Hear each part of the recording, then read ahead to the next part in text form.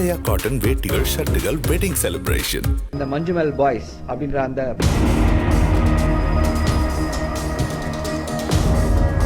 அனுமதி பெறாமல் கிரெடிட் கூட போடல.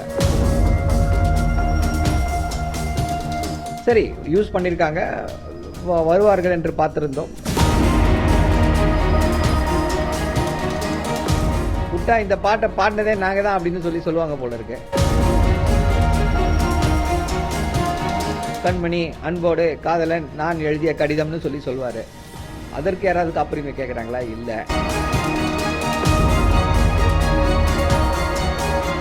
இந்த ப்ரொடியூசர் அந்த பாடலுடைய உரிமையாளராகவோ படைப்பாளியாகவோ முடியாது. அடுத்து யாராவது இப்படி ஒரு பாடலை உபயோகப்படுத்த முயற்சி செய்கிறார்கள் அப்படின்னா, சமீபத்தில் மலையாளத்தில் வெளியாகி தமிழகத்தில் அதிக அளவில் வெற்றி பெற்ற ஒரு திரைப்படம் என்றால் மஞ்சுமல் பாய்ஸ். இந்த படத்தில் இடம்பெற்றிருக்கக்கூடிய குணா திரைப்படத்தில் இடம்பெற்றிருக்கக்கூடிய கண்மணி அன்போடு என்ற ஒரு பாடல் தொடர்பாக இளையராஜா தரப்பிலிருந்து தற்பொழுது அந்த திரைப்பட தயாரிப்பாளருக்கு நோட்டீஸ் என்பது வழங்கப்பட்டிருக்கிறது. இது தொடர்பாக பேசுவதற்காக இளையராஜா தரப்பு வழக்கறிஞர் சரவணன் அவர்கள் நம்முடன் இணைந்திருக்கிறார். சார் வணக்கம். வணக்கம். மலையாளத்துல மிகப்பெரிய அளவில் வெற்றி பெற்ற ஒரு திரைப்படம் அந்த மஞ்சுமல் பாய்ஸ். இந்த திரைப்படத்துல அந்த குணா படத்திலிருந்து ஒரு பாடல் இடம்பெற்றிருக்கிறது அனுமதியின்றி. நோட்டீஸ் வழங்கியிருக்கீங்க. இந்த நோட்டீஸ்ல என்ன சொல்லியிருக்கு? இப்போ எல்லாருக்குமே தெரியும், இந்த கண்மணி அன்போடு காதலன் அப்படின்ற அந்த பாடல் ஒரு இளையராஜா அவர்களுடைய ஒரு சூப்பர் ஹிட் பாடல், ஒரு மாஸ்டர் கிளாஸ் என்று சொல்லலாம்.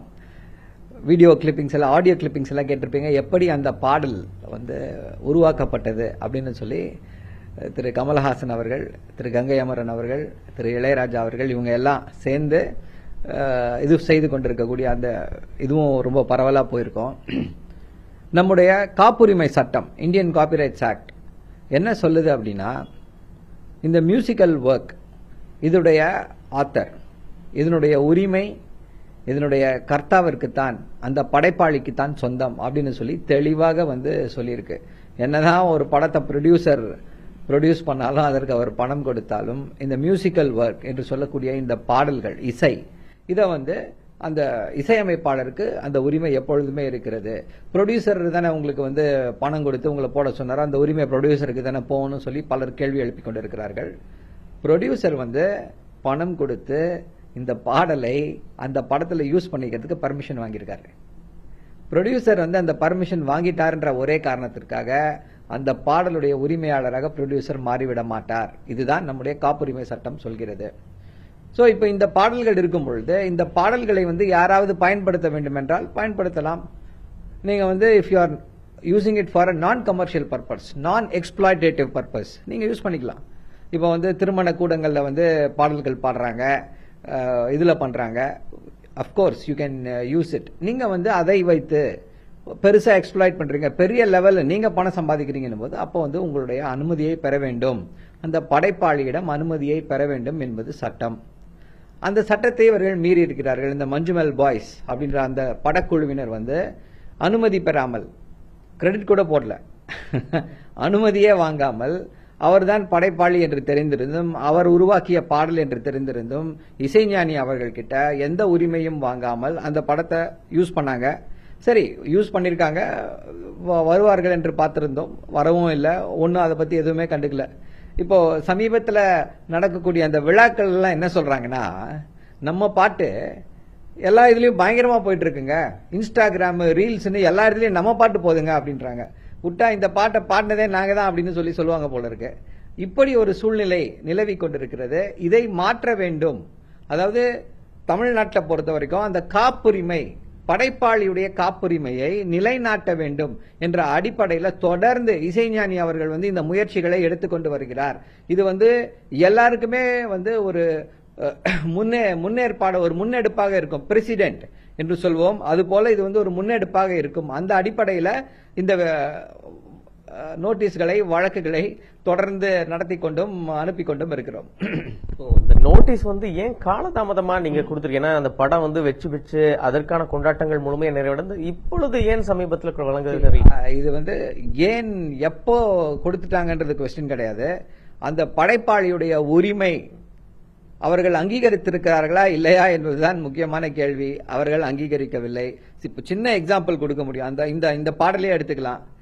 நீங்க எல்லாருமே ஒரு தவறான கண்ணோட்டத்தோட பார்த்துட்டு இருக்காங்க. இவர்களுக்கு உரிமை இருக்கிறது, அவர்களுக்கு உரிமை இருக்கிறது, இசையமைப்பாளருக்கு மட்டும் என்ன பெரிய உரிமையானு சொல்லி கேட்டுட்டு இருக்காங்க. இந்த பாடலையே ஒரு எக்ஸாம்பிளா எடுத்துப்போம். நம்ம கமல்ஹாசன் அவர்கள் இந்த பாடலை பாடுறாரு, படத்துல இது பேசுறாரு. ஃபர்ஸ்ட் பேசுவாரு, கண்மணி அன்போடு காதலன் நான் எழுதிய கடிதம்னு சொல்லுவாரு. அதற்கு யாராவது காப்புரிமை கேட்கறாங்களா? இல்ல. அப்புறம் அந்த பாடலா வருது, ரிதமோட வருது.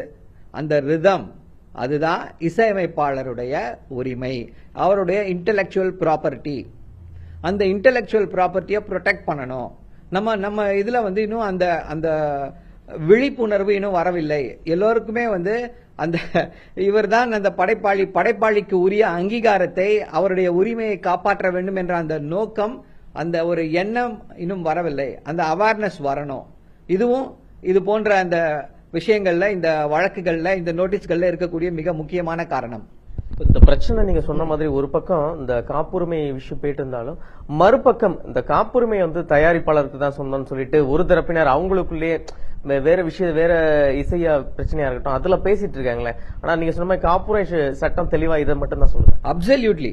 அதுதான் சொன்னேன், உங்களுக்கு தெளிவாக விளக்கி சொன்னேன்.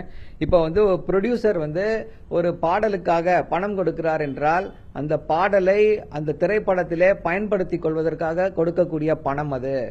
அந்த பணத்தை கொடுப்பதனால் அந்த ப்ரொடியூசர் அந்த பாடலுடைய உரிமையாளராகவோ படைப்பாளியாகவோ முடியாது.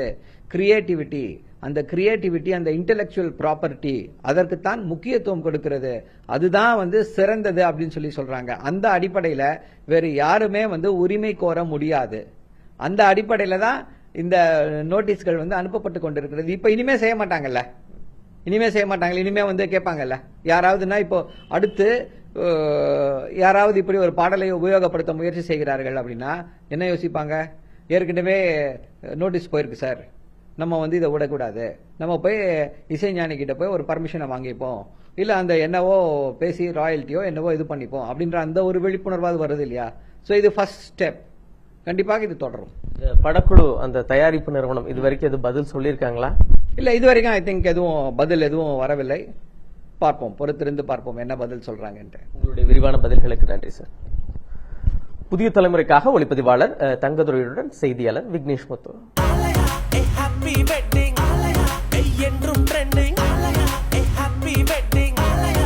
ஆலயா காட்டன் வேட்டிகள் ஷர்ட்டுகள் வெட்டிங் செலிப்ரேஷன்.